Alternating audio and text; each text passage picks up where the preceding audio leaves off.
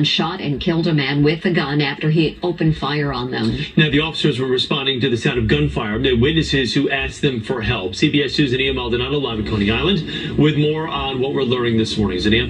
Yeah, well, Chris and Mary, as you can see behind me, detectives still out here investigating several hours later. Now, they tell us 2 officers were in the area last night when they heard shots firing. They say they were approached by 2 women. They tell us those women ran up to them, telling them that there was a man firing a gun up the block. Shortly right after, 2 911 calls came in. ShotSpotter activation was also went off. Now, 6 officers were then called to the scene at the corner of West 36th Street and Neptune Avenue just after 10 o'clock last night. That's where they found a man with a gun. Police say the man immediately started firing at officers. Officers then returned fire, hitting the man. They say once he fell to the ground, he continued shooting. Eventually, he stops. They place him in handcuffs and start performing life-saving measures, but the man dies on scene. And police believe a domestic violence incident involving those 2 women that approached them earlier in the night led up to the shooting. Those 2 women said to be victims were brought in for questioning.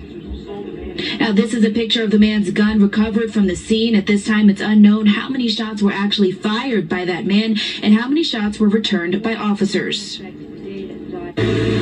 get out the car to approach the male. The male immediately starts shooting at the officers. The officers respond back by firing their weapons. The male goes down, and as he's on the ground, he continues to fire at all officers.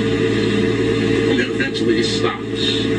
Our officers are able to close in on him, they subdue him, they handcuff him, and they start rendering aid to the male. Now, that man has yet to be identified. Also, all of the officers involved are doing okay, and they're asking any witnesses who may have saw or heard something last night to reach out to their Crime Stoppers hotline as they continue to investigate. Live this morning from Coney Island, Zania Maldonado, CBS.